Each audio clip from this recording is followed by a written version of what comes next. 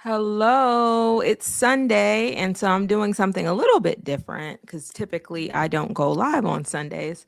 But I wanted to do a part two of the Black home ownership crisis because I kind of skipped a lot of things. So I'm going to hopefully watch the part one, and I did it last Thursday with Curtis. I see Curtis is in the chat, Curtis Jackson, right there.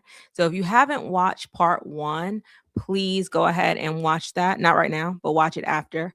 Go ahead and put your questions in the chat because I'm going to try to get to. I know some people had questions, but again, I was trying to go through my list, so I'll answer questions as well. But what I really didn't get to address, I talked about the income, right, of African Americans, Black people in America, our average incomes. But I really didn't put it together with how much the average price of a home is right now. So the average price of a home is 400,000. And what I talked about during the during the live, I had this slide up, and Black people on average are making about 55 to 56,000. It might be a little bit higher, but this is like the average, right? So if it's costing now, and I'll share this link later, but it's costing, sorry, it's sometimes it doesn't come out exactly as I planned it, but the average income to buy a $400,000 house, and this is assuming, right? Because when they talk about affordability, when somebody says, things are unaffordable, when they're talking about housing, they're saying if you're spending more than 30% of your gross pay, then the house that you have is unaffordable, or the majority of what you have is unaffordable. So, and I got this from CNBC, 5% down, they're saying your salary should be between 132,000 and 160,000. 10% down, it should be between 127,000 and 154,000. 20% down, your salary. So everything is in the six figures, but our incomes on average are not in the six figures. So that becomes a crisis of affordability, because let me get out of this. That becomes a crisis of affordability because the average incomes of Black Americans and the average house price, they don't go together. And it's not that we can't get approved. So what's happening is we're buying homes that, at least for the 30% of gross, we really can't afford, right? So then and a lot of lenders, depending on your credit, the most I've seen somebody be able to spend on their debt to income ratio is 50% on housing, like all of their debt. They'll let you spend 50% of your gross, sometimes on a mortgage. A lot of things have to come in play, your credit score, your income, all of that. But I have seen people go up to 50%. So we are, in a lot of ways, buying homes that are above the recommended budget. And what happens long term, we're talking about building wealth. There are two primary ways you build wealth. You build wealth through your real estate, owning your home. If we're talking about wealth in America, the majority of everybody, not just Black people, the majority of wealth is in their home equity, right? So, and it's not liquid. You have to sell your house in order to get that equity out, or you have to take a home equity loan. So you're making a payment on that. So that's how you're getting the wealth out. Now, you can do some things with that wealth. Maybe you use that home equity loan to buy a business or do some other things, and you build wealth that way. But for the most part, your money is in. And thank you guys for joining me. I do see your questions. Doug Bones has the first question. I'm going to take that first, but go ahead and put your questions in the chat. I'm going to pick them up as they're received. So since there's such a big gap between the average household income and the average house price, so we're either doing one or two things. We're either buying a less expensive house, which is good. I think people should buy a less expensive house, because what you're not doing when you're spending majority of your income on your housing, you have no more money to invest. So everything is wrapped up into this house. And typically the last 3 or 4 years, 5 years since COVID are not typical of equity acceleration, where you're going to make 20% in 1 year on the value of your house. A lot of people over COVID, their home price doubled, their home value doubled. That is not typical. What's typical is kind of the rate of inflation. So if inflation is about 2% or 3%, your house is going to go up 2 to 3%. So that, wealth is not going to come very fast with homes, where the stock market on average is about 10%. So you really want to be able to do both. And so if you're buying a house and that house is taking a lot of your, remember, we're still talking about gross income, it's taking a lot of your income monthly, you don't really have money left over to invest. You don't have a lot of money left over to do a lot of things. So you have to be really smart with your home purchase as far as affordability. So let me go ahead and start taking your questions. I have 59 people on right now. I appreciate you joining me on a Sunday. Let's go ahead and start with questions. And then I'm going to go over my list, because I still do have my list that I want to go over, the things that I didn't go over the first time. All right. So Doug Bone says, my loan modification is taking forever. If I'm denied, should I file for bankruptcy? I make more now than I did several months ago. So I'm trying to figure out why you feel that you need a loan modification if you're making more than you did several months ago. Can you afford your mortgage payment now that you're making more? Then you may not want, because a lot of times, in order to get a modification, you have to be late on your payments. They may have made some exceptions. You can tell me, if not, did you have to be late on your payments for them to consider a loan modification for you? And a loan modification is really the mortgage lender, whoever has your mortgage, agreeing to adjust the terms of your mortgage without usually you having to refinance that loan. So yeah, and they're kind of different loan modifications. Sometimes they'll take the payments that you're late on, or the payments that you haven't made. They may add it to the back of your loan. They may do different. So let me know, Doug, because we have a little time here. Let me know what modification that you are proposing or that was offered to you. And I would say bankruptcy, you can avoid foreclosure in bankruptcy. I'm not a bankruptcy attorney, so you have to, go to somebody that really knows what they're talking about. But you can save your home in bankruptcy. The main thing is you're going to damage your credit for a lot longer. But a lot of times when people get to a bankruptcy or a loan modification, their credit is already damaged significantly. So I would see that as an option. I don't know if they will approve your bankruptcy because you're making more. Sorry, not your bankruptcy. I'm not sure they will approve your loan modification because you're making more, but I'm assuming you have a lot of debt aside from your mortgage. If all you have is your mortgage, I probably wouldn't file bankruptcy. You can do a lot of things like, if you're trying to say you're underwater in your house, and let me know that. Is your house worth less than what you owe? Because there's a lot of different options. You can do a short sale. You can put the house on the market, get out of the house. So there's always more options to every problem. So just let me know that. If you could put in the chat what loan modification they're proposing, even your interest rate. What's your interest rate? And are you underwater? Do you owe more than the house is worth at this point? All right, good question. I have a super chat, like a huge super chat or a super sticker. Thank you let me see if I can put this up. Thank you at 400 PV. I appreciate it. I'm not sure who you are, but I really do appreciate the super sticker. Let me know in the chat. I really appreciate it. All right. Thank you so much. I'm going to go back up. We said we have Curtis. Curtis Jackson, I think the reason Black home ownership is in crisis is because people struggle with financial discipline. And I think, and it's not just in the Black community, it's in, I think people struggle financially with discipline in general, but because we are behind financially, it impacts us more when we're not disciplined financially. So one of the things, I have a budgeting video on here.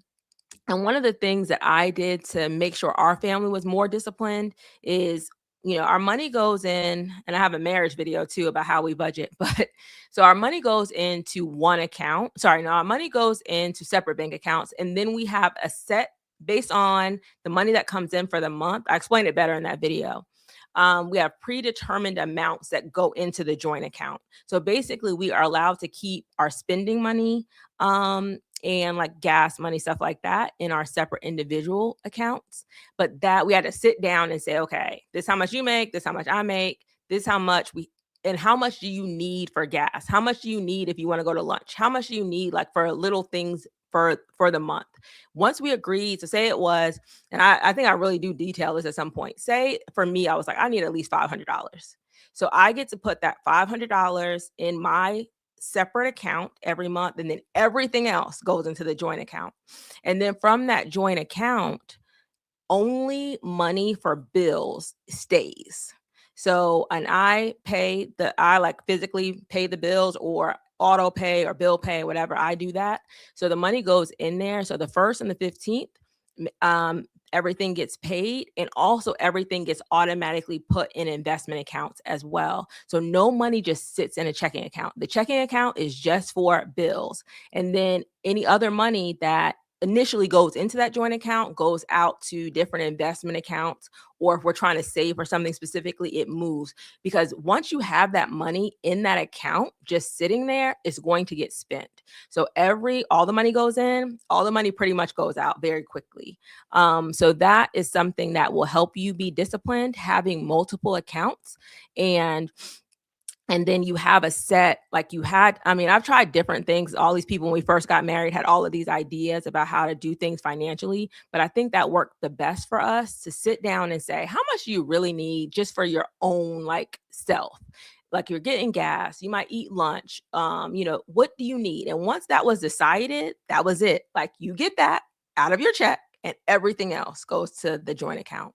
And that's what we use to monthly bills, food, investing, all of that. So then there's not a lot of, you still have your flexibility, you still have your freedom. Like I get to do whatever I want with this money, but money is going strategically to different places. So that's one way you could be disciplined. If you're not married, to me, you can do the most with it, because you don't have to sit down with anybody. You have to sit down with yourself and say, hey, because when we had those discussions, I was like, I think you don't need to eat lunch every day, and we had to like kind of negotiate that back and forth, right? Because people don't want to feel like they're so restricted. But then once that amount was like, okay, that's it. I've agreed, you've agreed, that's what we're going to do, then everything else has to go into the joint. So that's just one way that I think discipline can help. And there's so many online options for accounts and that sort of thing. So think about that as a way of disciplining. Because again, when you get money automatically, of course, it's going to get spent unless you have a plan. And when you say you marry somebody opposite of yourself, I'm the planner. He's not like, I think Dave Ramsey has like the planner and the free spirit or something. He's a free spirit. I'm the planner. So we had to, that's what works for us. But I don't know, people do different things. I know some people just only have one account and that's it. But yeah, that's what works for us. All right, good question. I'm trying to get to some more, and I'm going to get to my list. Christine says, I'm so glad I found this video. I'm so glad you're here. Please put any questions in the comments. I think we're at about 88. So I got to see if I get more people now on a Sunday when everybody's off, or do I get more people on Thursday? My last Black History Live is this Thursday from 7 to 8 p.m. I am going to have a lender on, Kevin Jefferson, because he has a lot of popular videos on the channel. So that's going to be a good opportunity for y'all to ask the lender everything. And I make sure that Kevin tells you the exact facts. So if you don't know if your lender is telling you the truth, then definitely come on Thursday, 7 to 8, and Kevin will tell you. All right, let's see. Do you have any recommendations for me? This is Christine. Do you have any recommendations for me? First-time home buyer, foreclosure, rent-to-own home. So number one, I have videos on all of these topics on my channel. So the majority of my videos are first-time home buyer videos, but I also have a foreclosure video. And so I'm going to give a little bit about each one. So foreclosure, I think what most first-time home buyers don't realize about foreclosures is that initially, so say somebody foreclosed on their house, they stop paying their mortgage and the bank takes their house back. So now that bank has to put that house on the market to try to get as much, or they have to try to sell that house to try to get as much of the money that they loaned back. And typically the first thing that they do is try to sell it at auction. And when they're selling it at auction, people are buying that house cash. They're not financing that. So a lot of times it takes first-time home buyers out of the potential people to buy it at auction because they don't have that much cash and you cannot finance it. So you'll find at the courthouse steps in most cities, you'll find people, bidding 200,000, 80,000, whatever that house, whatever the loan, whatever they're paying off, or whatever they can get for that house, they're auctioning it off at the courthouse. So if they cannot sell it for some reason, like nobody buys it at the courthouse, they are banks that will list the property, and you might be able to get a deal on that, right? Because they're going to list it for less. A lot of people that foreclose on a home don't leave it in the best condition. So it's kind of a fixer upper, but you may have the opportunity if they list the foreclosure, then you can buy it then. And then rent to own, I'm not a big proponent about rent to own because usually people only do rent to own if they can't qualify for a mortgage. Usually they can't qualify because they have too much debt, or or their credit score is not where it needs to be. And because they're going to take a portion of your rent, usually they're going to put it aside. And then some people realize, and you're locked in at the price typically that you agreed to pay for that house. You don't know what's going to happen with the market. You don't know if you're going to like the house long term, but you're kind of stuck with it. So I did a video. So if you go to my channel and put in rent to own, if you put in foreclosure, I actually went to a foreclosure auction and I have the video of the auction and how it works.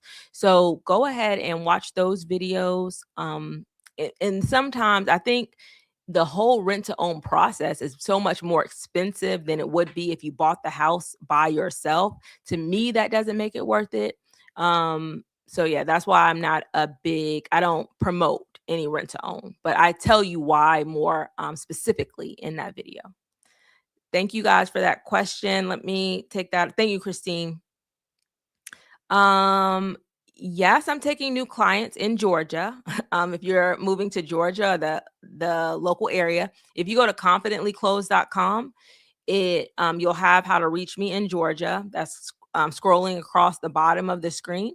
And if it's in any other state, then I should have a referral for you. I have like 10 of the most popular states that people contact me about. I have those first, but just let me know. Thank you. All right. So Christine says, I've been seeing a lot of advertisements for IUL, Index Universal Life Insurance Policy.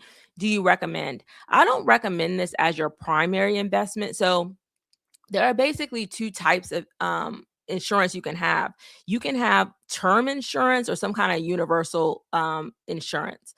Term insurance is very inexpensive. So if you're truly just trying to get some money, if something happens to you, your family will have money to take care of, to replace your income, then you should do term insurance at least first, because that's the difference is like, it might cost you $300, $200 to $300 a year for a term policy of like, 500,000 or so, 500 to $1 million, depending on your health and your age and that sort of thing.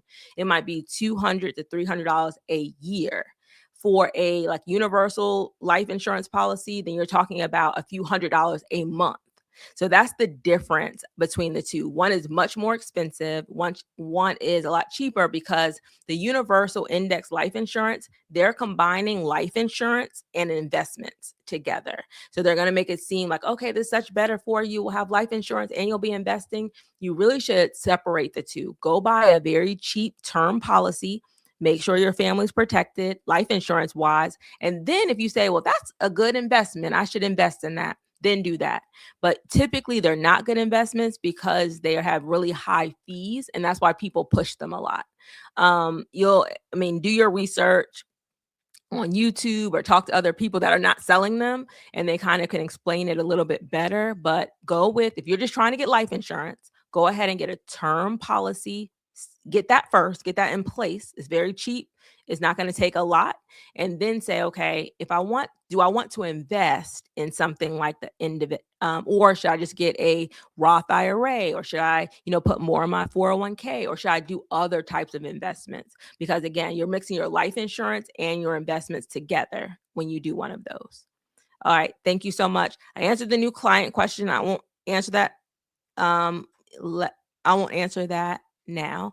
All right. So Curtis Jackson says, and he's a star from our first live. He says, after I pay off my house, should I invest in retirement or buy another house and rent it out? I think you should not wait until you pay off your house, because this is the thing. Depending on your interest rate right now, I know you bought in 2024. So your interest rate might be 6%, maybe it might be a little bit higher. I don't know. I don't know what your interest rate is, but you can usually make more. So you can usually make more on average through investing than it's going to be in paying off your. I know it feels good to pay off your mortgage early, but I would do that almost secondarily to making sure I'm at least putting the maximum amount into a retirement account. So something very easy for you to do is to open up a Roth IRA. Roth IRA limits are about $7,500, 7,000, I forget exactly, but $7,000 at least that you could put in there. That's the maximum. So once you reach your maximum, then take that other money and then go ahead and you could, pay more to your mortgage and that sort of thing. As far as the house, I think that's another investment strategy. You just have to figure out how much are you going to cash flow. Like, I like stuff to cash flow, right? So if you were to buy another property as an investment, then are you going to be able to cash flow it? Meaning whatever. And with interest rates high, a lot of investors are not really investing in, you know, homes for rent. It really depends on where you are too. So I'm not going to say, I know you're in Massachusetts, so it may be profitable there, but because interest rates are so much higher, then it's less profitable to rent out properties because the carrying costs are more. So I guess I would do it in this order. I would definitely open a Roth IRA for retirement. I'd max that out. And each year the maximum changes. I just don't know for 2026 yet. So go ahead and do that. And then I would put a little extra toward my house, like with a goal. Like you could do one of those, you could do Chat GPT or Bankrate mortgage calculator and say, like, how much would I need to put toward, after you max out your Roth, how much would I need to put toward my house in order to pay it off by my goal? And then you could say, okay, I already told you you need to start a YouTube channel or something, and maybe you get some more income to maybe get a fixer upper or that sort of thing, where there's going to be some profit in that property. But good question, Curtis, and thank you for joining me. Thank you. Says, you are doing an amazing job educating our community. God bless you eternally. Thank you so much. Traveling with the fam. That seems like a really nice YouTube channel as well. Yes. Hey, Nisi D and chat. How are you doing? All right. So let's see. Cynthia says, just getting here, very interested in hearing views. I think Black home ownership is important and believe in purchasing in lower income but stable neighborhoods to help build that home ownership. I agree. I think in a lot of major cities, we talked about, and I'll put it back up. I'm going to go back a little bit. We talked about like the Black neighborhoods, white neighborhoods, and how they moved to the suburbs. A lot of white people moved to the suburbs from major cities when FHA started. So they started insuring white communities in the suburbs. That's when there was like this white flight out of the cities. And sometimes you'll in a lot of the major cities, you'll see like, oh, the high schools, everybody was white at some point in some areas, and it's totally different now, right? It's because they left at that point because suburbs were made for white people and FHA loans excluded Black people from them or from those communities. So that really put like a lot of Black people in those areas, a lot of white people in these areas, right? And I'm saying, and that changed recently, not recently, I would say over the last, 20 years or so, where they had housing projects. And I'm in Atlanta, so I know I've seen it happen like in front of my eyes, but they used to put low income people in housing projects, right? And so when they started regentrifying or having a plan to regentrify some of these areas, they gave people on Section 8, I know it's called, affordable vouchers now, but on Section 8, they gave them vouchers to move to wherever they wanted to move for the most part. This is your value for your voucher. You need to find a place. Like, we're shutting down this housing project. And then developers came in, they bought those areas, people started building houses. Like, so the whole gentrification in major cities happened over time. When and a lot of people, not just with those kind of properties, they were destroyed or closed, but a lot of the homes surrounding those homes, so they might have been older homes, and as the area was changing, they offered, the people that were living there more money than they've ever seen before, right? That happened in Harlem. People have brownstones. I'll offer you $1 million for this brownstone. And then that's how, these neighborhoods get gentrified so quickly, because that's who could afford to, pay that money at that time to move into these communities. So a lot of the communities that were traditionally Black communities in the cities are, very much different than they are today. So it's kind of like we have more people of color almost coming to the suburbs, and more white people moving to some of those cities that are gentrifying now. So I do believe in keeping your property. And to bring that up, I'm going to go over one of these, then I'll take a question, another one, then I'll take a question. And we're almost at 100 people. So one of my pieces of advice that I didn't really go over last week was, don't buy up to your pre-approval amount. So, and I kind of went over it. I want to, make sure I was really clear about this. When you get pre-approved for a mortgage, they are basing that on your gross pay. They're basing that on not what you take home, but what your salary says you make, or what your hourly says you make. Okay. Before taxes or anything is taken out, before taxes, insurance, before any of like your 401k contributions, they are basing it on your gross pay. And so it's usually a lot higher than what you really can afford. So if someone tells you, hey, you're approved for 500,000, that's your pre-approval, you should not be buying a house for 500,000. You need to see, okay, I pay this, I pay this, I pay this. I don't want to buy a house more than 400,000. You need to make that decision separate from what the loan officer tells you. And because that's going to give you more opportunity to build wealth, because you don't just have your house as a wealth builder, you have the income that you have as a wealth builder. There are a lot of people that once they pay their mortgage, there's nothing left. There's nothing left. So I want you to have something left. All right. I'm going to a question now. All right, let's see. Oh, thank you. 400 came back. Thank you again for the super sticker. Hello. Thank you for all the information you put out. After I watched your video, I finally purchased my first home. Thank you. And congratulations. Thank you so much. Thank you for watching me. I appreciate it. Thank you for, a lot of people watch a lot of my videos, and they come back typically and say in the comments, oh, I bought my house. So I'm really, thank you for this. I don't know how much your house was. We got a little money left over. So I appreciate the $50 super sticker, and congratulations. Put a tip on in the chat. Like, what would be your advice to other people now that you've purchased? But thank you so much for coming back on and letting me know. I am Monique Denise says, I agree that as a community, we need more discipline when it comes to finances, but many people aren't paid a livable wage. We can barely afford rent, let alone mortgage, taxes, and home upkeep. Yes, right now in America, that's another reason why we're in crisis, that the home prices are all more expensive. It used to be that was kind of, sometimes a house was cheaper than the rent or about the same, but now it's getting where home prices, all the carrying costs are so much higher, then it does make sense for some people to keep on renting. And then, but once we stay in that rental mindset for a long time, then it's hard for us to build equity, because those equity years we're losing. So I say this to many people is, don't give up on home ownership. It may make sense right now for you to rent, but you need to be looking, okay, where can I afford to move? What, even if it's not in your ideal, it may not be your ideal situation, like where you would dream to move, but based on, my budget, what am I doing? Where can I afford to move? Because if you are renting and you're not investing, then you're going to be in a situation where you don't have a house in retirement, where you don't have a house, because at some point, hopefully your house is paid off and that's not one of your expenses in retirement.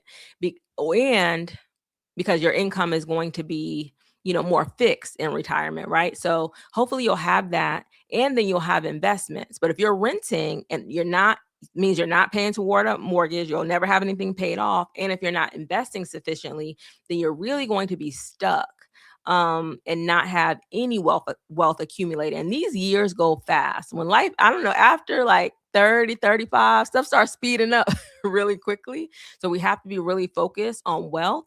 And then if you have children and you're trying to help them with college, that's one of my things on my list too, then it even becomes more expensive or harder to try to build wealth. So as early as possible, I want you to buy a house. And I talked to that before.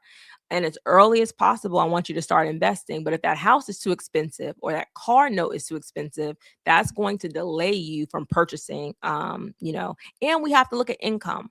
So if you are making substantially less than, like when I said you have to make in the six figures to purchase a house right now or purchase a $400,000 house, why is your income so much less than what it takes? Not saying that it's not. I want you to say, am I making the most that I can make? And I told this story before I did my YouTube story previously, and I'll take your questions. I think I got a super chat. Um, when I used to be a teacher, I was making about $70,000 a year. I taught for, like, when the pandemic happened, I was still teaching.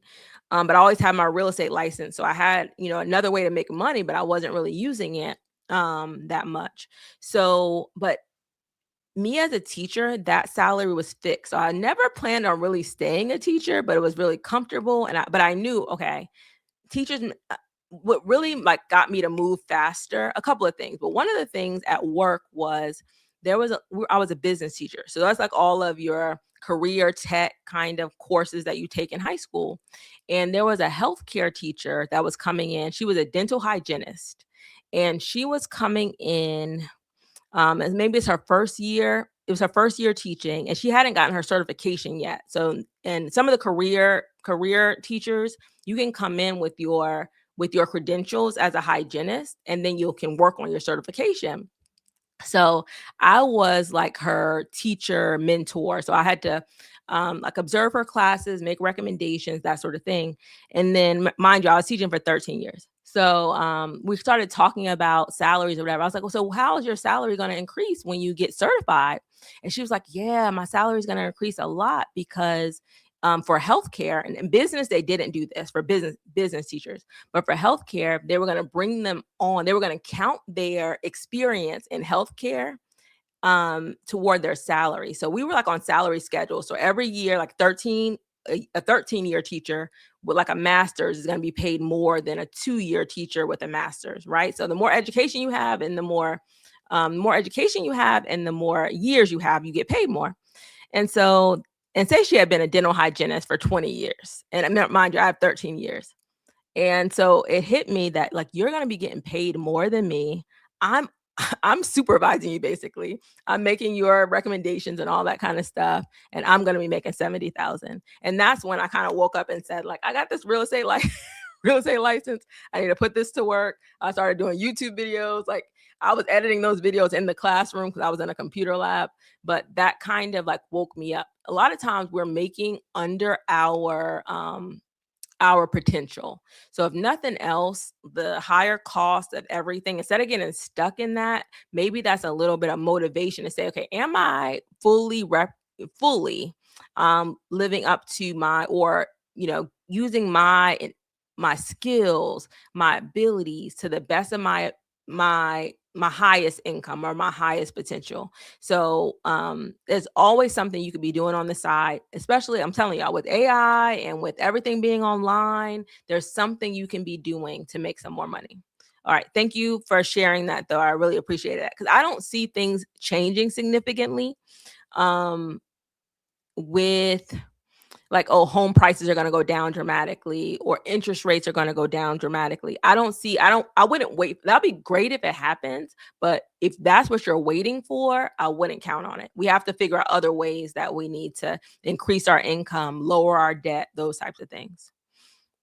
All right. Thank you. But that was a very good comment. Save T says, if anyone's looking for a term life insurance policy, I'm an agent. So they're asking for that information. Okay, Curtis put his interest rate. He said, my mortgage interest rate is a 4.75, so that is good. And I'm putting 10% into a Roth right now. So I'm telling you, Curtis, you're doing everything right. So yeah, so you could start putting a little bit extra money toward your mortgage payment. And if you want to split that up by saying, okay, I'm going to buy an investment property or something in the future, that'll be good. All right. What is Curtis saw? Real estate mindset. I love listening to Shahida. She's a real rare realtor that will caution you and tell you to slow down. Thank you so much. And I think you're my super chat. I got to look at it a second. All right. Thank you for the super chat. Real estate mindset. Thank you for the show. Have you noticed any tougher underwriting guidelines for mortgages? I haven't yet, where I've had less people getting approved. I have a lot of people are coming to me now wanting, of course, to do new construction because new construction has the lower interest rates. Like they're buying down the interest rate, and that's how it's affordable. So if there's somebody with a $400,000 house to sell you, you're going to get the market rate. Unless, I mean, they could pay some more to your closing costs, and then you could buy down that rate. But there's always a cap to the amount that they can contribute to your closing costs to buy down that rate. So it's a lot of things that go in with that, but it's hard for you to get the interest rate sometimes that the new construction are offering you with a resale, because a lot of times they're offering the lower rate and they're offering closing costs on top of it. So a lot of people are going toward the new construction because you're taking your chance with every individual home seller as to how much they're willing to give you toward interest rate buy down, your overall closing costs. But I haven't seen it being necessarily harder for people to qualify.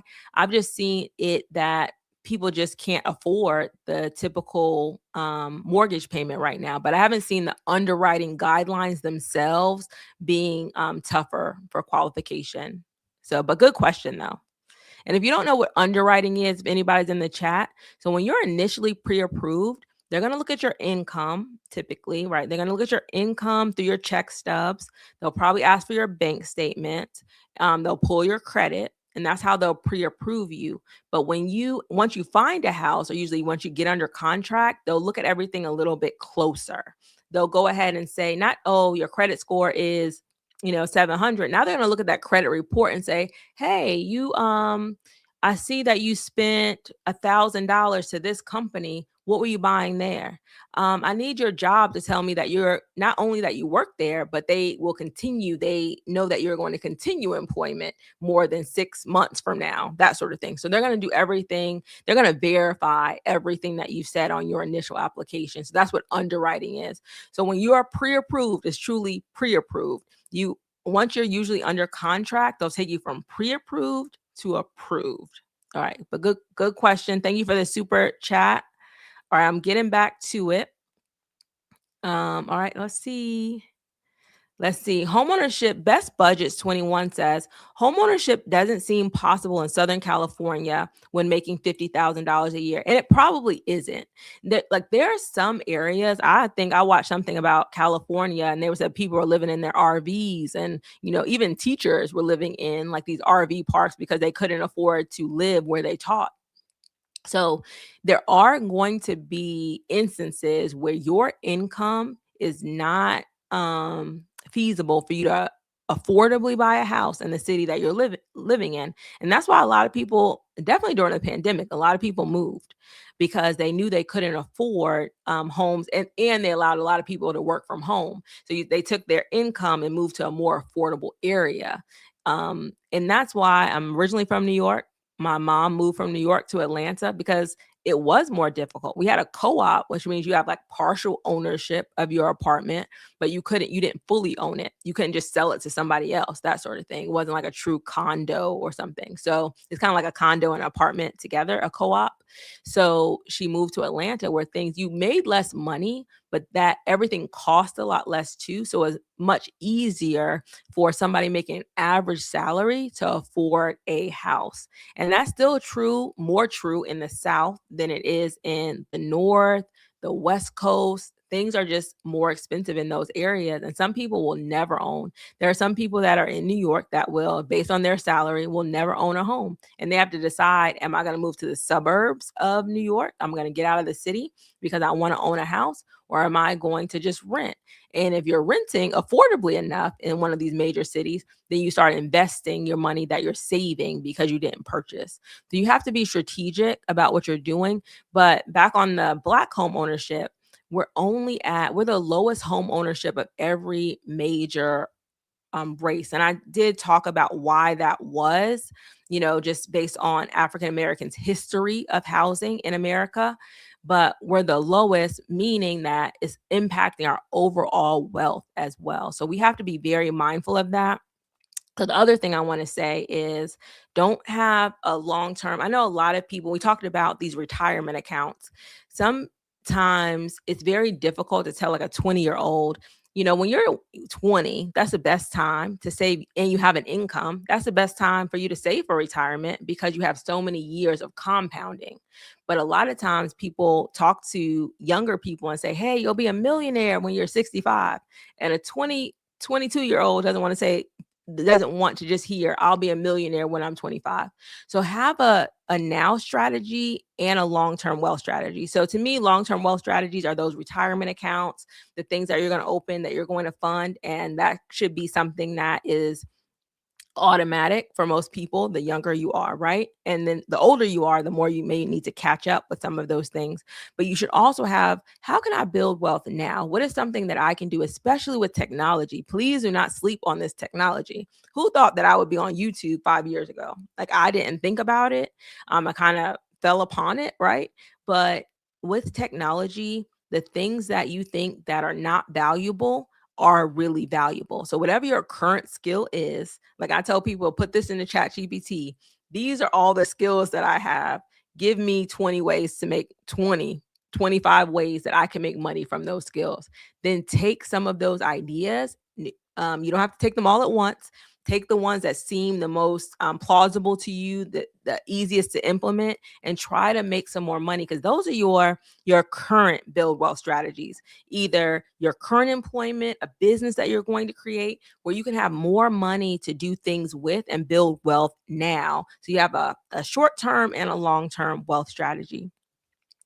Before I take the next question, the other thing I have, and I said most people build wealth traditionally from starting a business, investing, so investing in the stock market, typically, and real estate. So those are the areas that are most stable and most consistent ways to build wealth. Now, business is a little bit tricky because there are some high risk businesses, but now you can really start a business I'm not telling you to open a restaurant, open something big. I'm trying to start something online, something easy to start.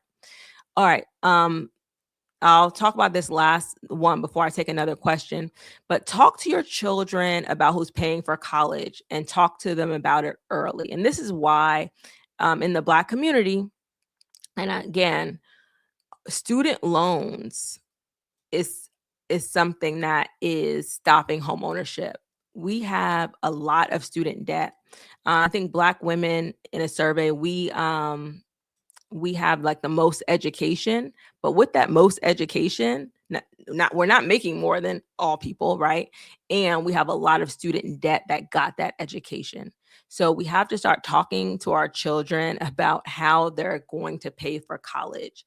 Because, and I say that hopefully it's going to be a way that is not going to, if you're still saving for retirement, you don't want to stop your retirement to pay for their college. Also, you don't want them to be in debt. So what are our state schools? What are our scholarships? Like, what is the plan to get your higher education paid? Because we know that higher education will get you more money, right? But if you're in student debt, that stops home ownership as well. So it's a double-edged sword. And one of the things with my sister went to Howard University. My mom paid for it. We have an 8-year gap. My two middle sisters didn't go to college. So my assumption was, with my 18-year-old self, my assumption was, oh, you're paying for my college too. But in between my sister and me, my mom got a divorce. But I mean, I knew that we moved and that sort of thing, but nobody ever sat me down and said, hey, you know what, Shahida, we don't have the money to pay for your college. So I only applied to one school. I don't like nobody. There was no like intentional conversation. I only applied to one school. I applied to Hampton University, which at the time was not cheap. We didn't have a conversation about who was paying for it.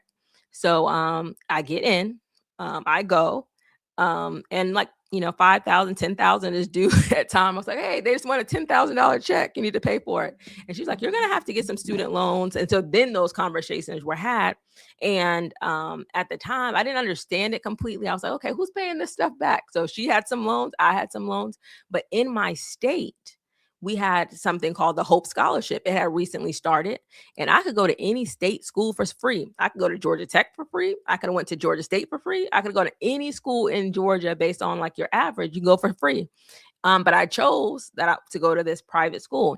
And I'm not saying anything against HBCUs. It was a beautiful experience, but I left after a semester, after a year, because I was like, okay, I'm going, in my mind, my 18-year-old mind, I said, I'm going to owe all of this money leaving as a senior, but I can go to a state school for free. And so I made that decision because I saw the trajectory of how much, if I'm taking out $20,000 every year, by the time I got to my senior year, I knew I was going to owe a lot. So those are the kind of conversations we should be having with our children, because a lot of people are leaving college with a lot of student debt. And that all is part of that debt to income ratio that we have to account for, because we're wondering why is 40 the average age now of people buying houses. And they don't separate it by race at all, but just on average, people are buying homes at 40 years old. And a lot of that time is because maybe they messed up their credit when they were young. Maybe they had to pay off their student loans, or their student loans were so high that their debt to income ratio, they needed to make more money. So now, when you're older, you've been working longer, you're making more money. So that might have been the first time that you feel like, okay, I'm in a financial position to buy a house as well. So thank you so much for listening and being here. I'm gonna try to get through some more questions. All right, let's see. All right, inspection result is, sorry, Ethio, he has a question. Inspection result is polybutylene plastic piping supply lines. Can you explain this, please? Okay, so I usually have my little inspection thing right here. I don't have it. Do I have it? Nope. Okay, so this is a type of plumbing that is likely to fail. And I feel like I was going to look at my sheet to see when this plumbing was added, but you can Google like when did home builders use this plumbing? I believe it was in the 80s and maybe early 90s. People put this type of plumbing in homes, but it's known to fail. And meaning that you'll have like a flood in your house because these pipes may fail at some point. And probably the house that you were looking at, when the home inspector looked at it, he's like, oh, it has this kind of piping, and it's going to be hard for you sometimes to get insurance.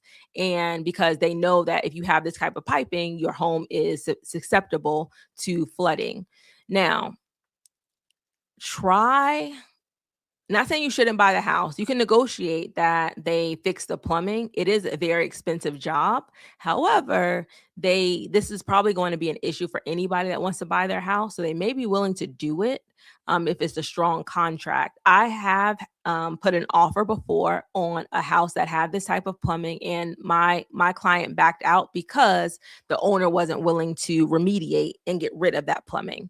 So it is something that you probably don't want to chance if they're not willing to fix it. Like I've had some contracts where they had some of the plumbing, and so it was less expensive for a plumber to come and fix it, and the seller agreed. Because again, anybody that's considering this house, their inspector is going to have the same issue over and over and over again, where people don't want these houses.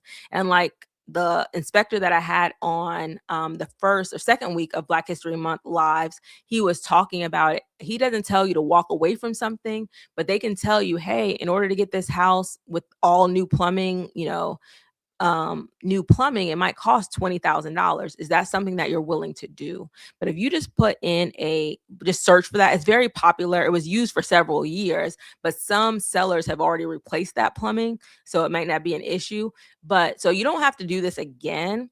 Try to get the the seller's disclosure. So if you're thinking about a house, try to get that seller's disclosure as early as possible. And in a lot of states, they have to tell you what kind of plumbing is in the house. And if you don't want to buy a house that has this plumbing, then you can avoid even, putting an offer, getting the house inspected, that sort of thing.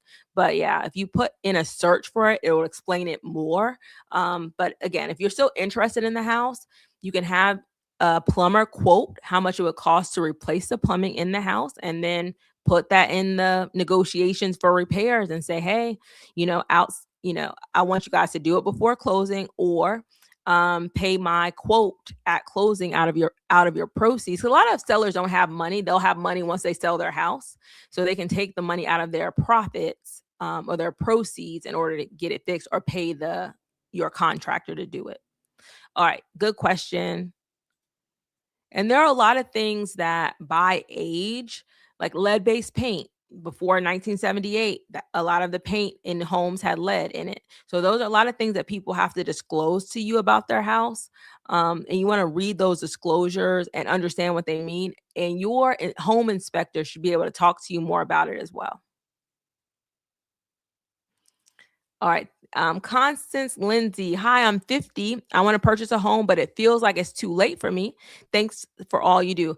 I love the fact that you want to buy a house. I don't think it's too late.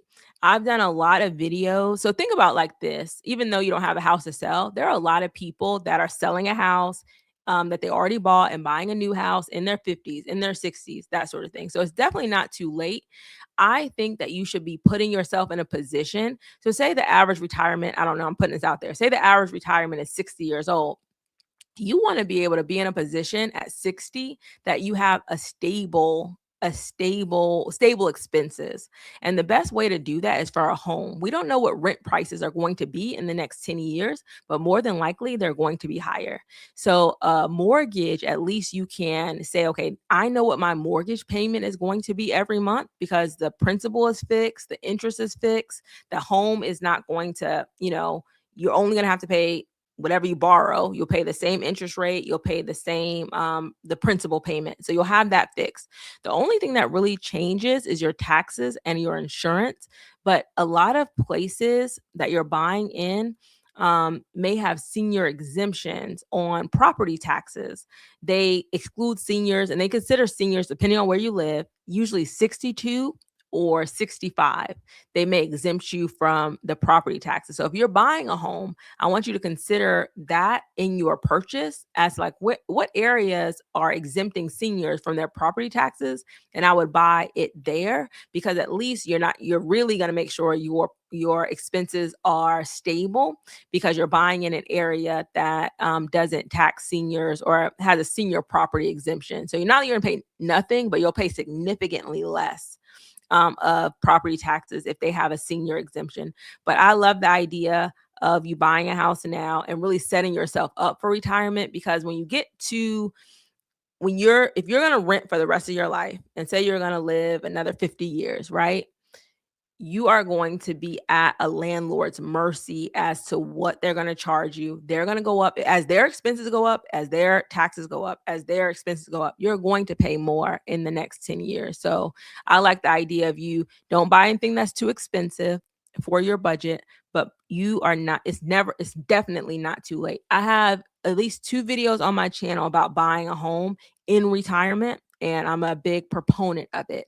And in the comments of those videos, you'll have a lot of people talking about how they bought a house at 50 or older, and they said it was the best decision of their lives. So that can kind of encourage you to give it a try.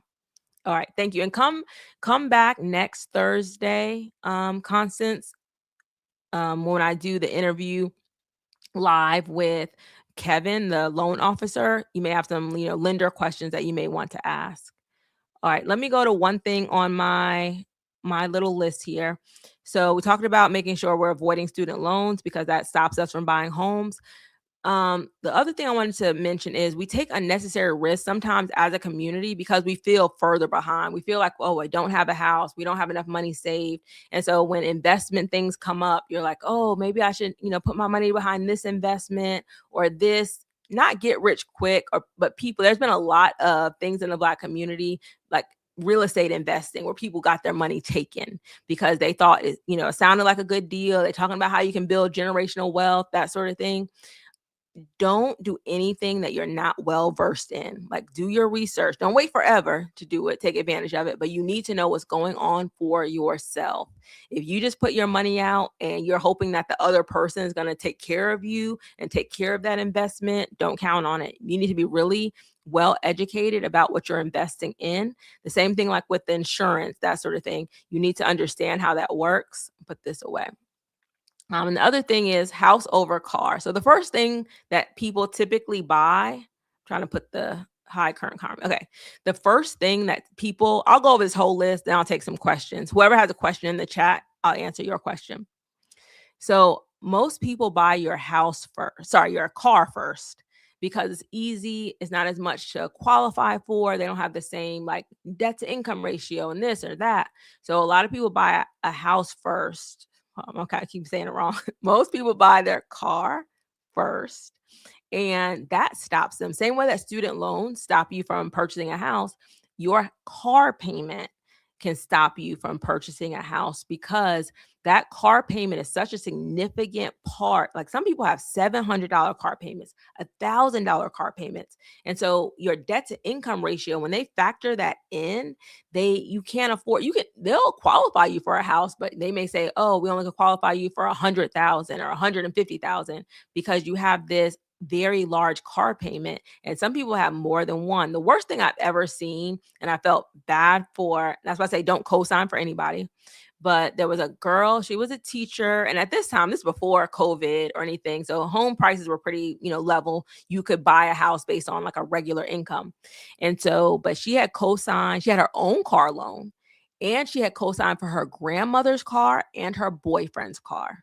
So there was no way that any lender was going to lend her money for a house, because her debt to income ratio was so high. Because as far as they were concerned, if you have 3 car loans on your credit, those are your cars and you're responsible for those payments. They're going to be factored into your debt to income ratio.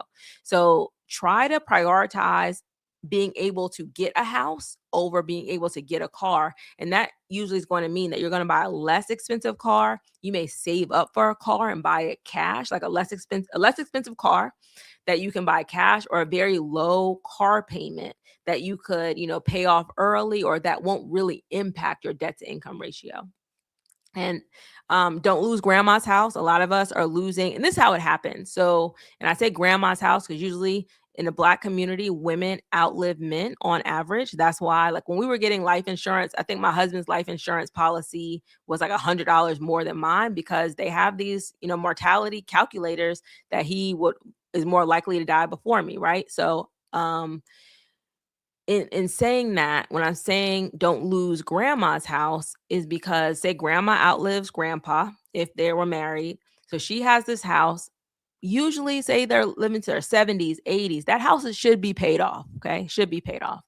And that becomes inheritance for whoever. Usually it's going to go first it goes first to the spouse, but there's no spouse, then it goes to the children. So an inheritance is the best kind of money you can have, because you didn't do anything to earn that money. That money just handed to you. So you didn't even have to put any principal into it. That money just handed to you. But oftentimes when grandma passes, say her house is worth 300,000, then, and she doesn't have a will, that now that home has to be probated. And a lot of people are dying without wills. That home has to be probated. And there are 4 children, and some of the children want to keep the house, and some of the children want to sell the house and get the money out.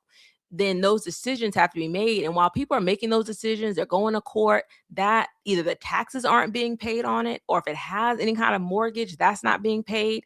And then a lot of times it's foreclosed or it's taken at a tax sale, because the ducks weren't in the row ahead of time, and decisions weren't made, or somebody was living with grandma and they don't want to get out the house. So try to think ahead, especially if you have parents or grandparents without a will, and say, okay, when, because it's not going to be if, it's going to be when grandma passes, this is what we're going to do with her property. If y'all can get some kind of agreement in place, a will in place, or something that will, we're losing that wealth, that of of the 46% of African Americans that do have a house, we don't need to lose that, because baby boomers right now, they're like the biggest generation that are passing away, and they're passing that property. I think it's the greatest wealth transfer ever. And most of it is going to be in real estate, where they're passing their homes to their children, and their children have to figure out, okay, are we going to sell this house, or are we going to try to still live in this house? I don't go with the live situation. I think there are multiple siblings, you sell that house, you split it. The only other option would be if somebody wants to keep that house, then they need to buy out every other person, and pay them what they would normally, get for the value of that house, if they really want to keep it. But that person, that one, sibling that might want to keep the house, they have to be able to qualify for a mortgage in order to pay all of the siblings, out. So, and that's where it becomes tricky. And taxes, again, are a big thing that don't get paid. In previous Black History Lives, I've had an attorney on for the last 3 years. I just didn't have him on this year, but 3 years of videos about wills and trusts and deeds and all of that stuff. So please watch those replays. And then lastly, I just want to say, buying a house is easy. If it was difficult, less people would have houses. It'd be like the home ownership rate will be like 10%, right? Because it's so hard to buy it. It's not really difficult. The main hurdles that most people have is credit and debt. Credit, debt. Those are things that generally, because if you have a good credit score, don't have to be like excellent. If you have generally over a 640 and you don't have a lot of debt, you'll qualify for something. It may not be what you want to qualify for, because that's based on your income, but you should be able to qualify for something. But what stops a lot of people from that initial being able to qualify is their credit, because they probably messed up their credit in their 20s, and then they wake up one day and say, I want to buy a house, and then they have to fix it. And then their debt, just taking on too much. Typically it's car debt or some other debt. Car debt and student loan debt are the two major ones, but that usually stops people from buying. All right, so I'm going to spend I'll stay on here later. I'll spend the next 30 minutes or so. It's 5:06. Thank you guys for joining me. If you're just joining me, talking about the Black home ownership crisis, you'll have to watch the replay because I kind of went over it. This is part 2 of it, actually. But I'm going to try to take as many questions as possible. So go ahead and put all of them in the chat. Anybody that still is here and has a question, so I can try to answer it, okay? All right, let's see. I talked about the piping. I did that. 50-year-old want to buy a house. Let's see. I purchased a home in 2012 in a lower income neighborhood, and the housing authority for $2,000. What? Okay. I had to do a gut rehab for $120,000. My neighbor 12 doors up purchased his home for $300,000 in 2001. Okay. So I don't know if this is Detroit. I know Detroit at some point had like $2,000 houses. So I don't know exactly where you are. Cynthia, tell everybody where you are. So I know this deal we can't get anymore, but these are some of the things that if you're not in position for, right? Because some people say, I didn't have $2,000, but Cynthia was in position. She knew about it. Now she's turned a let's say $2,000 initial investment. She put $120,000 into it. So she's making at least 180 or so thousand, 178,000. And that's in 2021, that was like right pandemic time. It might be more expensive or worth more now, but these are some of the things. And I talked about in the last live, my sister who used a down payment assistance program, all she had to have, I think, was $1,500 of her own money. And now that house is worth like $500,000. I think she bought it for the low $100,000 because she bought in one of these gentrifying areas in Atlanta. So there are opportunities. We have to just pay attention to what may be there. And every city has down payment assistance programs, and every city usually has like a revitalization area, like major cities where they're trying to push people to move to certain areas, and they will even give you more down payment assistance or more incentives to get you to move there. So look at all of those. So 400 PV has some advice for everyone. I would say watch your videos. Thank you. You have given great advice, from increasing my salary to improving my credit. Also, the realtor my wife and I had did a great job when it came to negotiation. So find the right realtor, know what you're talking about, because when you're educated and, from my videos or from other places, then you can talk intelligently with the realtor. You're going to talk intelligently to the lender. When people don't know that you when people know you don't know what you're talking about, they they um they tell you less. I feel like they're just like, oh yeah, that's what you need to do this, and you're just kind of, they're guiding you, and it may not be in your best interest, but you only know what you know. So they'll tell you, hey, you should be doing this loan and you should be doing this, and you don't necessarily know if that's in your best interest because you don't have anything to compare it to. So I say just watch my videos, and then at least you have a better idea, because I try in my videos to say, okay, if they say this, do this, or this is what that means, right? So you'll be able to talk to them intelligently. Let me see. um Latanya says, how can I keep my mortgage payments from increasing each year? Usually due to property taxes and homeowners insurance. Love your channel. Thank you. All right. So this is something we can't necessarily avoid. So, but it will slow down.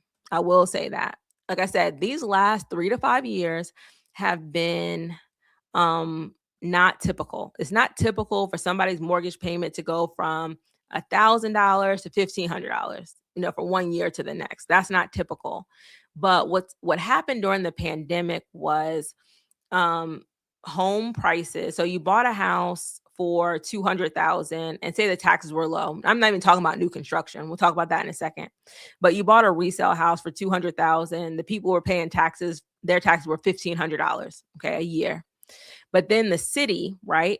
Because everything went up in cost so quickly, now they had to pay firefighters more. They had to pay police officers more. They had to start paying city workers. Everything became more expensive. So home prices didn't go up. Everything went up in the city in order for them to maintain services. So taxes also went up and home values went up. So a lot of things happened very quickly because you are paying your property tax are a percentage of the home's value. So your home value went up quickly.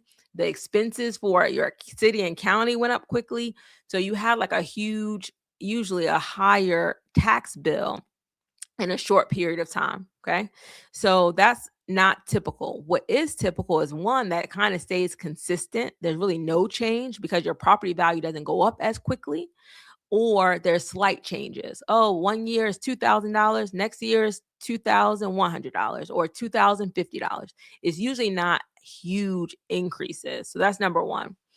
I would say for all the people that are considering new construction, and I've done several videos about this, put in new construction on my channel. If you watch like some of my most recent videos in the last year or so, I'm saying be cautious and make sure they're estimating your taxes correctly, because with new construction, a lot of times the estimate is based on dirt from the prior year because there was no house there. And so what happens, you think you're having a really low payment because they're estimating, $500 a year for your taxes. But when the tax assessor comes out, because that $500 was just on the lot because there was nothing there. Oh, now you have a $400,000 house. The taxes are going to go up from 500,000 to 400. Sorry, to 4,000. Sorry, 500 to 4,000, and that happens in a year. That's why a lot of people are having trouble with they're having trouble paying their new construction house payments because their taxes went up just in 1 year significantly. And that's why DR Horton is getting sued. I did a video on my channel because DR Horton is America's largest builder. So a lot of people are living in DR Horton homes, and they're saying that when they were given when the on-site sales agents or the lenders, because they have their own mortgage company, that they were not estimating their property taxes correctly to make people look like they were going to have a lower payment. But say that next year came, everything got reassessed and their mortgage payment was significantly higher. So be cautious of that. Let me say this. There's really no way for you to say, okay, I don't want my property taxes to go up. because it's based on that home value. So if your home value goes up, your property taxes are probably going to go up. Just make sure that you are applying for any exemptions available in your city or your county. So your city or county will have exemptions on their website, on the tax website, and start see if you qualify for any of them. Usually have a basic homestead exemption that they'll take off your primary residence. Make sure you're getting that. For your homeowner's insurance, if it significantly increases from your original estimate, get another estimate from another insurance company. Try an insurance broker because they will, find multiple people that they can quote from and increase your deductible. You should not treat your home deductible like your car deductible. So if you have a $400,000 house, your deductible on that house should not be $1,000. Because it should only be for catastrophic things. I'm talking about your house burned down, you got a significant flood, like you have something major that's going to cost tens of thousands of dollars to get fixed in your house. So consider raising your deductible at least to $3,000, sometimes $5,000, so you can cover those minor repairs on your own. And then you save for some. You cover the minor repairs and you're saving that money. So then if you have a major repair, then of course that's covered by your insurance, but you're not calling your insurance every time something minor happens. So, you broke a window or, something happens to your house and you need to get those minor things fixed. So increase your insurance deductible, requote, and make sure you're getting any of your deductions that you can have. And what I was telling the other viewer was the senior deduction. So this is a little hack. If they have, in a lot of areas, as long as you have one person in your household that qualifies for the senior deduction, the entire property qualifies for that senior deduction. So say you have your mother living with you and she's over 62 and she qualifies, and you put her as an owner for your house, the whole house will qualify. So that's something maybe, but she would own a portion of your house. If you add that.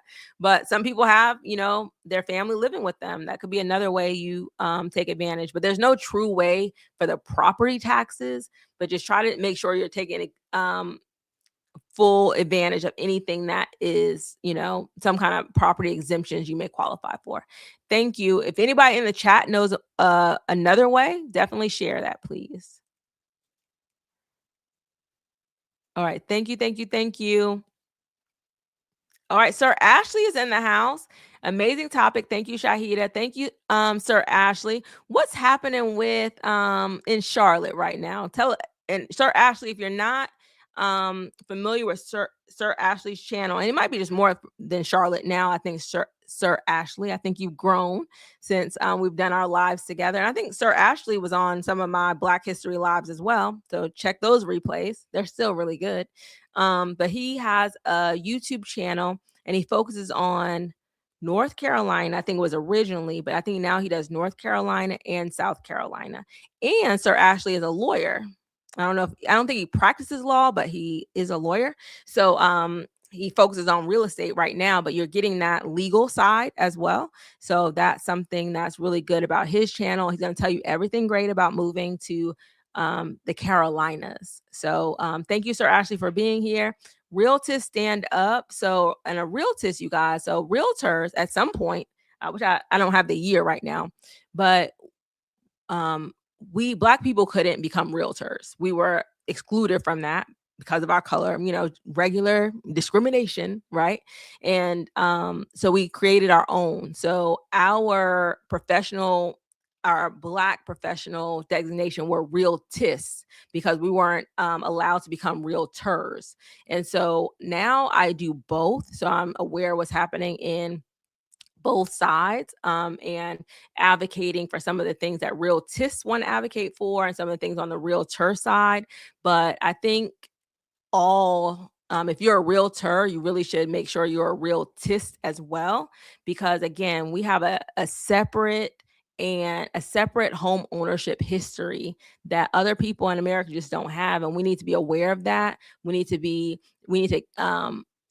make sure we're in communities that are going to make sure that we push home ownership in Black communities. So so on my little hold this real quick. So I have realtor and realtist, and typically I just have it for Black History Month, but I think I'm going to leave it up the whole time, right?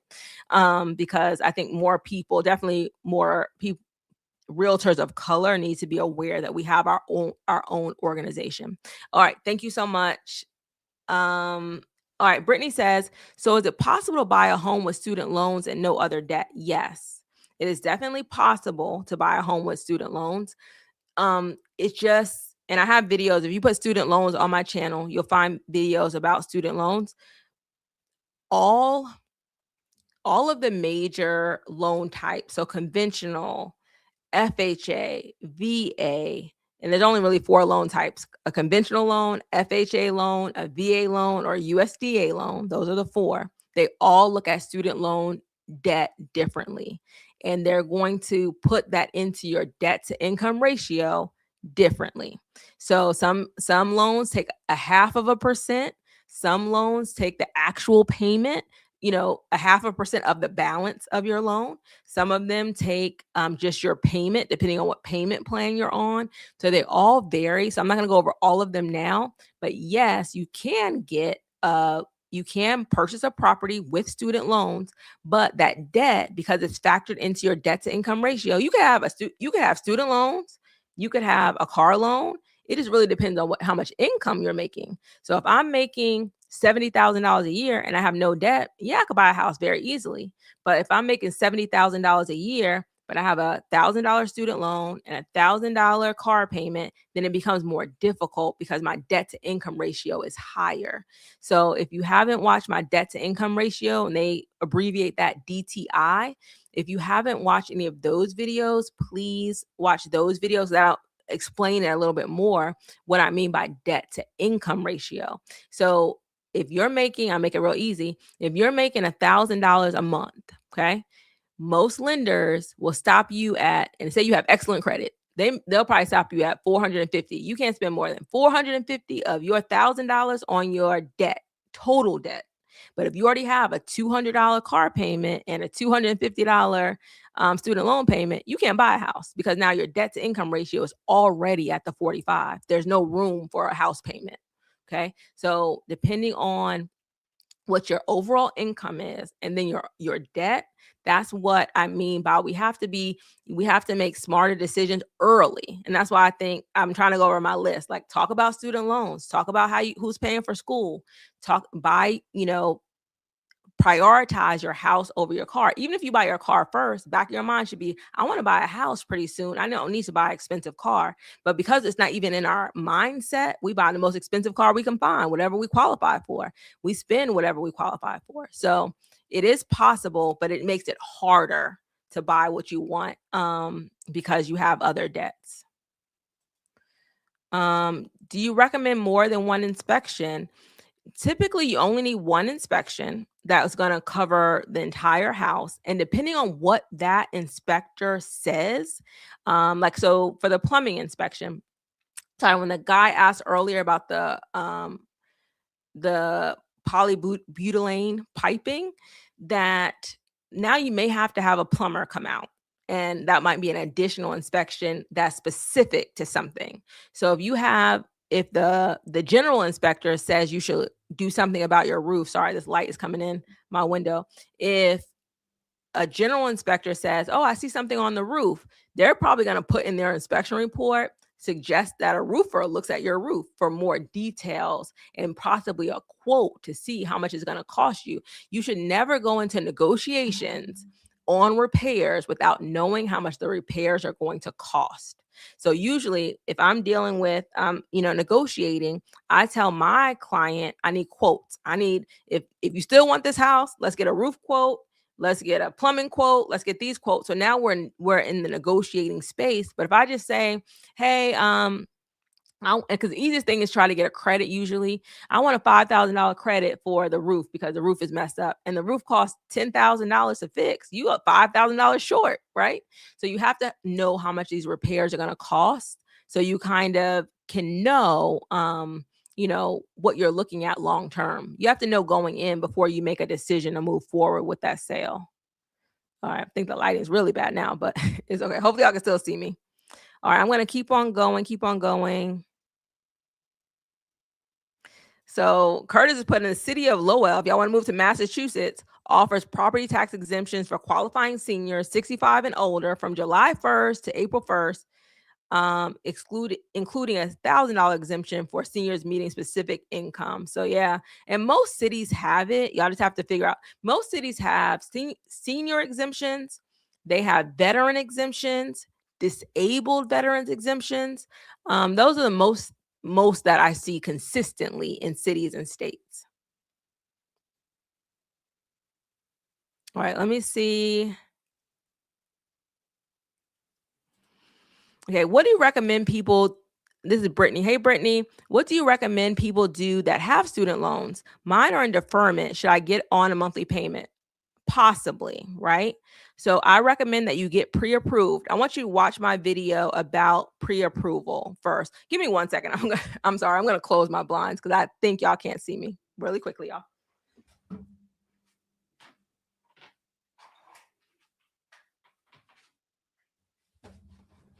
All right. Hopefully that's better. Sorry. All right. So it really depends. I want you to get pre-approved. And I want you to let a lender tell you what you should do. Because if you automatically take it out of deferment and you're on a payment, then, it may be a high payment, maybe a low payment. Like, you need to see if it's necessary based on the loan type that you are trying to get. And you want to because sometimes you can come out of deferment and get on a payment plan, and the payment plan is too high, too low, or some places maybe you could stay on deferment. So just a lender will be able to tell you what your best options are. So I just don't want you to get out of deferment before you have to get out of deferment, if that makes sense. So if you get pre-approved, that lender's going to say, in deferment, I have to use this amount for your student loans in your debt to income ratio. And then you can call your student loan servicer and say, hey, if I come out of deferment, how much would my monthly payment be? And, one might be higher than the other, but just don't come out automatically. Get a pre-approval and see what that lender recommends that you do. And then you could, talk to your student loan servicer about, like, if depending on the payment plans or the options available, because sometimes you have income-based repayment plans, you have standard repayment plans, and even every lender looks at income-based repayment plans a little bit differently as well. So that lender can help steer you. Remember, they're doing this all the time, right? Student loans, a lot of people have student loans. So they're doing this a lot. So they've seen a lot, and they'll be able to tell you what's going to be best based on the balance of your student loans. Thank you, Brittany. All right, let me keep on going. What are the down payment programs in Georgia, in particular for educators? Georgia Dream is the most popular. So if you just go to Georgia Dream, like do a search for it, you're going to get all of that. And typically it's about $12,000 that they offer. It's $10,000 for people that are not teachers or public service workers. And then they'll give an additional $2,500 if you're an educator or something like that. Now, with that money, you have to pay it back. So you have to know, with all down payment assistance, do you have to pay it back? Because sometimes you need it regardless, and you go ahead and take it because you have to pay because you need it, knowing that you have to pay it back. And typically you have to pay it back, some down payment assistance, whenever you sell or whenever you refinance. You would have to pay that money back. And then you have some programs where you don't have to pay it back. So do your research. I know Georgia Dream specifically, you do have to pay it back whenever you sell or refinance. You never have to make a payment on it, but it will be due whenever you sell or refinance, with the hopes that, and it goes back into the pool for other borrowers, but the hope is that by the time you're ready to sell or refinance, you have enough equity in that home that it's very easy to pay that down payment assistance back. All right. Thank you for that question. Let me see. All right. So Constance Lindsay says, I bought your master class. I have not used it. So go ahead and use it. So I have a home buyer master class that goes through every step. I have a video in detail with every step. I have a new construction for dummies little guide for you. So basically it takes you through every step and helps you make knowledgeable decisions. Also, I have like handouts that go with it, like what a pre-approval looks like, what a home inspection looks like, what an appraisal looks like. So every part of it you've seen before, so you're never seeing anything for the first time. And I go over like what you should ask this person, what you should ask that person, how long everything lasts. So, everything's in one easy. So you don't have to watch all of my videos. You might miss one. Everything's in one place. All right. Thank you for that. I've gotten approved for NACA. I cannot afford what they're saying I can pay. And what I can afford to pay, I do not want to live in that neighborhood. Okay, so this is a good discussion to have. Okay, so NACA number one is one of the most affordable programs you can be in. It's no down payment, no closing costs. You don't have to pay mortgage insurance. So it's really a good program for affordability. But what she's saying is that, say NACA is approving her for $200,000, and all of the neighborhoods with $200,000 houses she doesn't want to live in. So another way, and NACA has this program, or you can do this through another lender. Another way of maybe perhaps getting around this is by doing and it's going to take more effort and more work, is say that you want to live in a better neighborhood, but you just can't afford it. The other way to me around it would, number one, to be move farther out, because generally in the more rural areas, things are generally cheaper. So that's option number one. Option number two, if you want to be closer in to whatever city you're in, but you want to pay less, is to buy an older home and probably do a 203K, or NACA has like a rehab part of their loan. So you can use that. You can do a 203K. That's an FHA program, or I can't think of the name of it, but I think it's a home style renovation. That's the conventional option. So you're going to buy an older house, and that's going to be less expensive because they probably haven't updated it or done anything with it. And then you're going to take out a small rehab loan, a 203K rehab loan, or a home style, I believe it's called, renovation loan if you do conventional, and you're going to update some things in that home. It can be conventional updates, it could be new appliances, it could be a new roof, whatever that house needs, you can put that with your monthly payment. So that can be an option for you for its affordability. Plus, it's kind of giving you some of those updates, but you just have to be willing to do the work in those areas. Because if you don't want to live in areas that they're qualifying you for, then you may have to find a fixer-upper home in a better neighborhood. And that could be an option for you, especially if you don't want to move farther out. All right. Hope that's helpful. I need to update my 203K video, but if you put 203K on my in search, you'll find some videos, my videos, some other videos you'll find about it. Thank you so much. Let's see. There are new loan products being introduced often. In 2025, many lenders have added 100% loan products without income limits. Okay, she just giving information. All right. S. Johnson SJ says, is it realistic to have a mortgage under 1,000 being low income? The home that I can't afford most likely would be in an undesirable neighborhood. And I kind of answered that question for the last person. Now, under $1,000 is very tricky. I don't know if because that usually a $1,000 a payment, taxes, insurance, everything would probably be a home that's under $100,000, a lot under it, and a lower interest rate. So number one, you should do, if you desire $1,000 or less mortgage payment, you need to do the math. There's a mortgage calculator, ChatGPT. How much house would that buy you, right? And so say that house is under $100,000. To keep your monthly payment under $1,000, let's assume that the cost of the house has to be under $100,000. That's very difficult in most major areas, metro areas. That's going to be very, very difficult. So you have to say, okay, am I going to be able to increase my income to make this happen? Or should I just rent more affordably? It's hard to find rent under $1,000 right now. So I don't know, based on an S. Johnson, you could tell me like what is the average price in your area.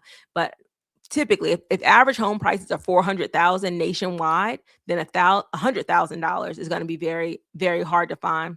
So I'll make sure I answer your question. I think it is going to be difficult for you, just to be realistic. So you have to start thinking of other ideas if you want to own a house. Can I purchase with another member of my household? Possibly. Should I be doing multi-generational living, where you're going to buy a house and somebody's going to be in the basement and you're going to be on the other floor, or something along those lines? There is an option, a USDA has an option. I need to make sure it's still a thing, but they have a subsidized program that allows where they'll pay a portion of your mortgage payment, and it's specifically for low income individuals. I have that video on my channel. I just don't know, even with today's prices, if that's going to get you under $1,000. So you could think about the 203K, you could think about multi-generational living, but I think in general, housing under $1,000 is very, very, very hard to find. So you're going to have to think really creatively about how you can make this happen. Okay. Thank you. And I do have a video on my channel about like making sure a neighborhood is considered a good neighborhood, because a lot of times realtors cannot answer that. If you hire a realtor or a realtist, whatever, right? If you hire an agent and you say, I want to buy a house in a good neighborhood, they're not supposed to tell you what they feel like is a good neighborhood, because a lot of times that leads to discrimination and that sort of thing. So you have to they're not supposed to answer that question. So you have to be more specific. I want to live here. I want to live here. Or just go by price point and say, okay, this is how much my pre-approval is. Where are my options? But steering is something an agent is not supposed to do. And they're not supposed to evaluate what they feel is a good neighborhood versus a bad neighborhood. So if you're waiting for an agent to tell you that, they shouldn't be. So, and we know the kind of neighborhoods we want to live in, but I did a video about how to know if a neighborhood is a good neighborhood, so you can do some of that research on your own. Thank you so much. All right. And Sonia is answering some questions.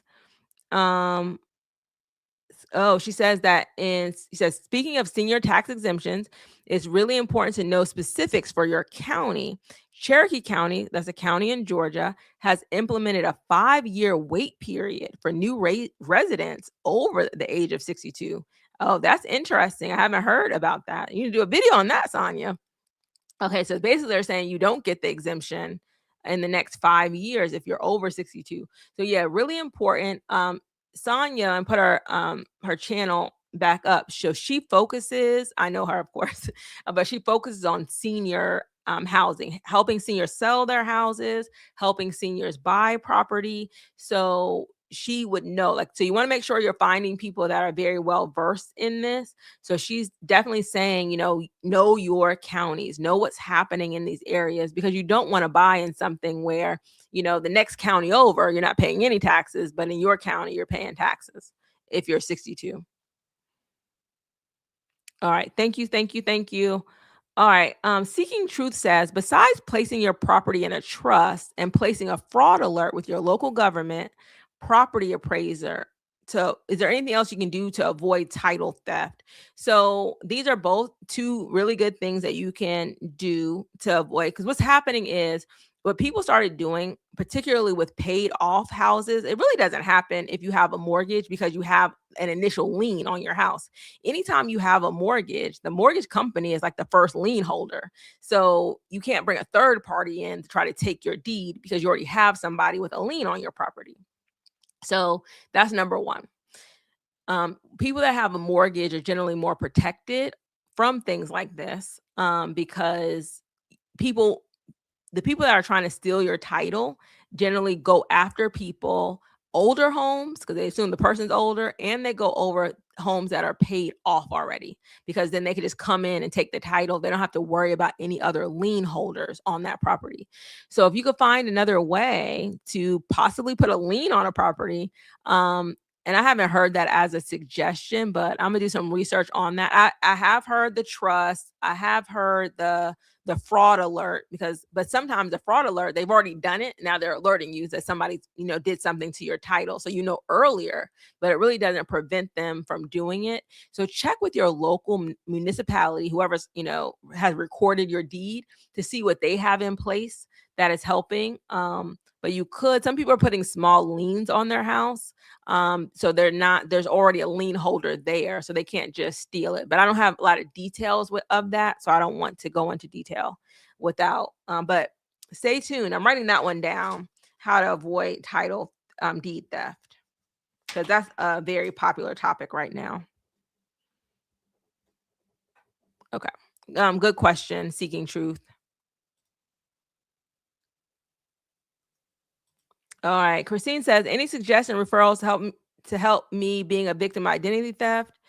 To stop you from being a victim of identity theft, my number one thing is to freeze your credit. I've done a video this year on this topic specifically. Everybody should freeze their credit. Unless you're like currently like applying for mortgages and trying to buy a house right now, everybody should have a freeze on their credit, because that stops people from being able to open anything in your name using your social security number, because all of your credit accounts are frozen. So hopefully you're not saying it's already happened to you, but if it hasn't happened to you and you're trying just to avoid it happening in the first place, all of my credit is frozen. All of my husband's credit is frozen. You have to freeze your credit. But I have a video on that too. So please just put in freeze, and it'll probably come up as the first thing. All right, I only have 2 more questions, I think. J Capers, how much can you buy down a rate from a house? Is there a limit? All right, this is a very good question. It's a very good question to end on. So, and I have a video on this, but I'm going to go over it here. I'm trying to make it as easy as possible. Okay, so there's a market rate or a par rate. Okay, a par rate is what you will get if you don't buy any kind of point. So a par rate might right now be at Bank of America. If you apply and you have good credit and you get approved, they may say our rate for an FHA loan at Bank of America is 6%. Okay, and you're like, okay, thank you. That's the par rate. Now, you say, thank you for that 6%, but I would like a 4% rate. And they will say, okay, in order to buy your rate down from 6% to 4%, that will cost you $25,000, because basically you're paying that interest up front for the ability to have a lower payment. Okay. So you're going to pay $25,000 to get the rate. And I'm estimating everybody's going to be a little bit different, but you pay per quarter of a point decrease. Okay. So they'll tell you how much it's going to cost to save 2 points, go down from 6% to 4%. And I'm just putting it out there. It's going to be high because it's a big difference. $25,000. And so that becomes part of your closing cost, that $25,000. And that's how, getting off a little bit, how NACA people are like, oh, I have a 1% NACA rate. I have whatever. Because there's no closing cost, they will take the seller closing costs and put it toward buying down their rate. So back to what I was saying. They say it's $25,000. Now, and say that takes you from a 6% to a 4%, and the monthly payment goes from $1,000 to $700. So you're going to save $300. And I'm making all of this up as I'm going. You're going to save $300 a month with your mortgage payment. Now you have to do a break even to say, okay, if I'm going to give you $25,000 now, how many years would it take me with the savings for me to make that, that $25,000 back? Like, how many years will I have to live in this house until I break even and start it making sense for me? Now, if you can get the seller or the builder, say you're not going to pay the $25,000, you're going to get the seller to pay the $25,000. You're going to get the builder to pay the $25,000. Then it doesn't really matter. You don't really have a break even because it's not your money. And that's what's happening in new construction. That's how new construction is being able to offer 3.99, or, D.R. Horton had it wasn't fixed, but they had a 1.99 at one point because they're buying down those rates. And the other way, so the answer to your question is there's no limit, but at some point it doesn't make sense because it's going to be so expensive that it might, because you're paying that interest up front, you may break even toward the end of that loan. So at some point, I want a 0% interest rate. probably no lender is going to go to zero, because then what's the point? They're kind of just giving you they might, because you're paying it up front, but your break even is so far away, it's not going to make sense for you to go from a 6% to a zero. Okay. Even if it's possible. The other side of that is, say that you don't have that much closing costs and you're like, instead of a 6%, I'll go up to 7% if you'll give me $10,000. Now they're giving you money toward your closing costs. That's also an option. So you can go up in your interest rate if you need money toward your closing costs. Most people don't do that. Or you can go down and buy down your rate if you need to. But every lender has a par rate. That's where you start. So hopefully that answered your question, Jay Capers. So if you are trying to save, and this is what the conversation, especially in this environment, this is a conversation you should be having with your lender early.